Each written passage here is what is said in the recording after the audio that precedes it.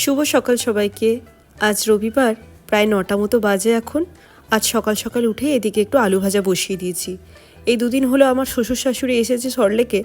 সকালে ব্রেকফাস্টে বাবার আবার একটু মুড়ি খাওয়ার শখ বরাবরই আছে, তাই ঝটপট একটু আলু ভাজা করে নিচ্ছি, মুড়ি দিয়ে দেবো।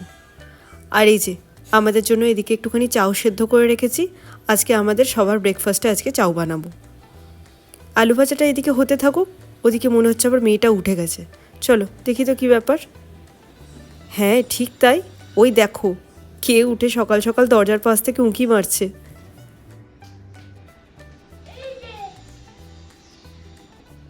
আমরা উঠে নেমেও চলে এসেছি। শুনে দেখছি বাড়ির বাকি সবার মতো মেয়েও তাড়াতাড়ি উঠে গেছে। আসলে এখন স্কুল যাওয়ার অভ্যেসটা হচ্ছে তো, তাই ওর ঘুমের টাইমটাও একটু একটু করে পাল্টাচ্ছে। এদিকে মুড়ি আলু ভাজাটা রেডি হয়ে গেছে। চলো এটা আগে খেতে দিয়ে দিই, তারপরে চাউটা রেডি করব। প্রায় 12টা মতো বাজে এখন। সবার ব্রেকফাস্ট ওদিকে হয়ে গেছে। এদিকে মেয়েও খাওয়া দাওয়া করে দেখো বই টই নিয়ে পড়তে বসে পড়েছে। পড়াশোনা হচ্ছে শোনাই শোনাই। এটা কি? ওটা অ্যাপল নয়, এটা অ্যাপ্রিকট। এই ভেতরে পড়। এটা এটা এই বইগুলো এবার জন্মদিনে গিফট পেয়েছিল। তা দেখি রোজই দুবেলা করে কিছু বুঝুক না বুঝুক বই কটা নিয়ে বসে খানিকক্ষণ। একদিকে অভ্যেসটা ভালোই, এখন কিছু কিছু অবজেক্টও আইডেন্টিফাই করাও শিখেছে। বইটা খুলে অবজেক্টের নামগুলো বললে দেখি একটা একটা করে আঙুল দিয়ে দিয়ে দেখায়।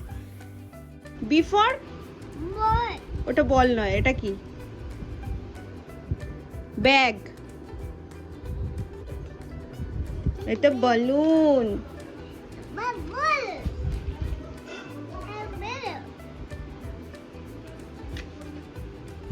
আচ্ছা সিফর সিফর সিফর সিফর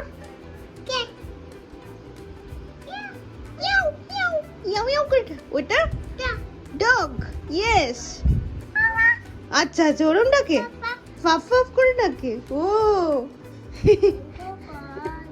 পর পর পর পর। বিকেল 5:30 মতো বাজে এখন। খাওয়া দাওয়া করে একটু রেস্ট নিয়ে রেডি হয়ে বেরোচ্ছি।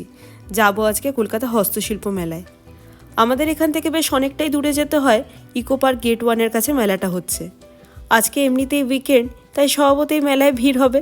সৌরজিতের আবার এই ভিড়ভাড় বেশি পছন্দ হয় না, তাই জন্য ও আমাকে ওখানে ড্রপ করে দিয়ে চলে আসবে। আমি একাই ঘুরে ঘুরে কেনাকাটা করে ফিরে আসবো। ইকো পার্কের ওখানে যে মেলাটা হয় ওটাই কলকাতার সবথেকে বড় হস্তশিল্প মেলা বলতে পারো। সল্টলেকেও একটা হয় করুণাময়ীর কাছে, তবে অতটা বড় হয় না।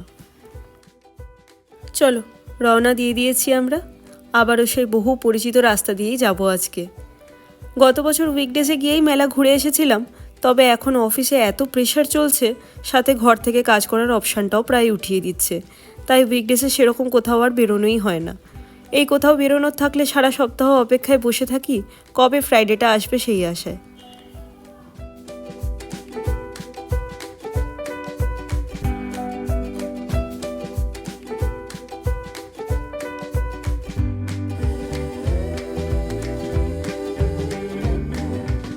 প্রায় নারকেল বাগান পৌঁছেই গেছি। নারকেল বাগান থেকে বাঁ দিকে সোজা চলে গেলে ইকো পার্ক, আর বাঁ দিকে না গিয়ে সোজা আরও অনেকটা গেলে আমার অফিস। তবে আজকে কোনো কারণে দেখছি বাঁ দিকে যেতেই দিচ্ছে না। অগত্যা সব গাড়িকে এখন একটাই রুট ফলো করতে হবে। সাধারণত এরকমভাবে কিন্তু ওই রাস্তা কোনো দিনই বন্ধ করে না, তবে আজকে কি হলো কে জানে, ওদিকটা যেতেই দিল না। যাওয়ার সময় তো চলে যাচ্ছি নিজের গাড়ি আছে জন্য, তবে ফেরার সময় আমার আবার বাসে করে ফেরার আছে। কি হবে কে জানে।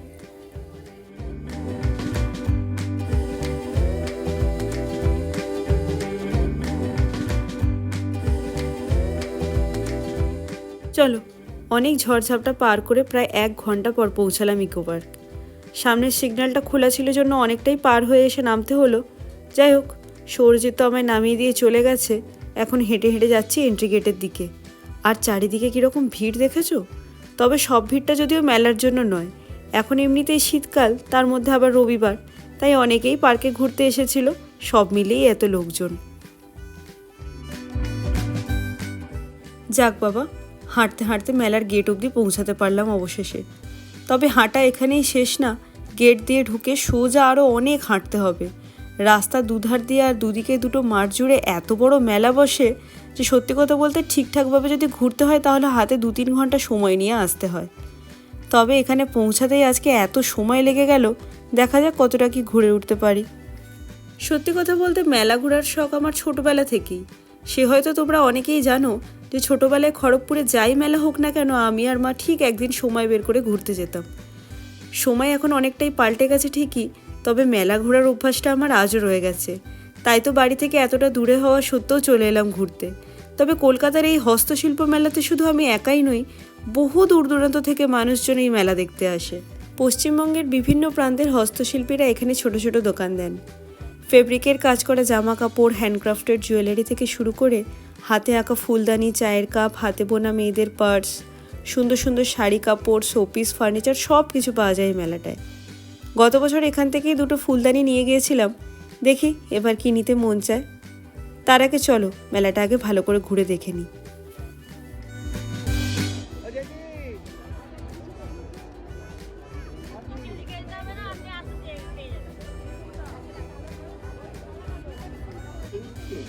অপেক্ষা করছেন কার্যালয়ের সামনে।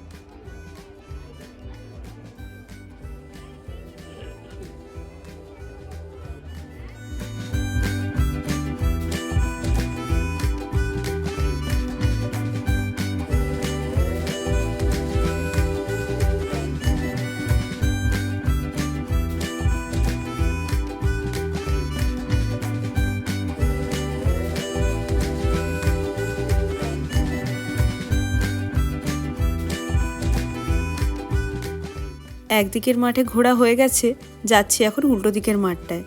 তবে এদিকটায় মেনলি কার্পেট, বড় বড় ওয়াল হ্যাঙ্গিং, ছোট বড় ফার্নিচারের স্টলগুলোই মূলত বসে। আমার মোটামুটি যা কেনাকাটার তা হয়ে গেছে, তাও ফিরে যাওয়ার আগে একবার ঘুরে দেখে নিই।